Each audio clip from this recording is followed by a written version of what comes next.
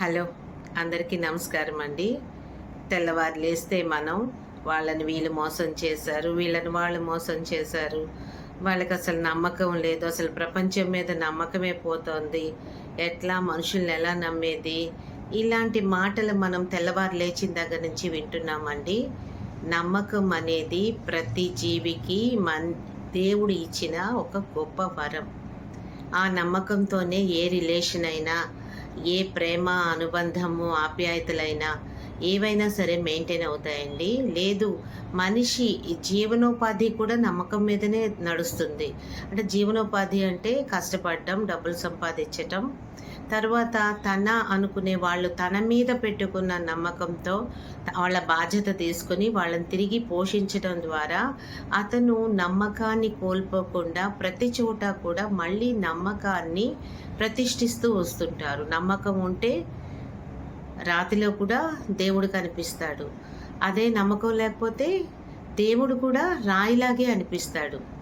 ఇదివరకు ఎలా ఉండేదంటే, నా మీద నన్ను ఒకళ్ళు నమ్మారు అనుకుంటే ఆ మనిషి బాధ్యతగా మెలిగి ఆ నమ్మకాన్ని పెంచడానికి, ఆ నమ్మకం పెంచుకున్న వ్యక్తిని నిలబెట్టుకోవడానికి ఎంతో కష్టపడేవాళ్ళండి.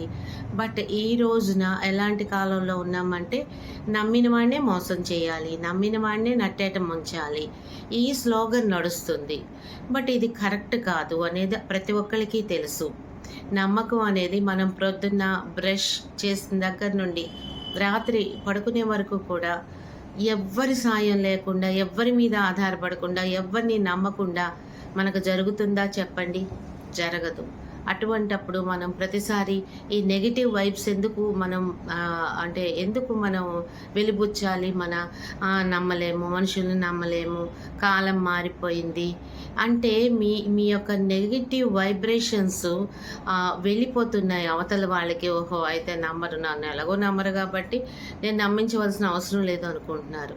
బట్ మన రిలేషన్స్ నిలబడాలన్నా, ఒక కుటుంబ వ్యవస్థ నిలబడాలన్నా, ఒక సామాజిక వ్యవస్థ నిలబడాలన్నా, ఒక పెళ్లి వ్యవస్థ నిలబడాలన్నా, లేదు అసలు మనుషుల మధ్యన ఒక మంచి సంబంధం, రిలేషన్ కొనసాగాలన్నా నమ్మకాన్ని మించింది లేదండి. నమ్మి చెడిన వాళ్ళు ఉండొచ్చు కానీ నమ్మకుండా బాగుపడడం మాత్రం జరగదండి.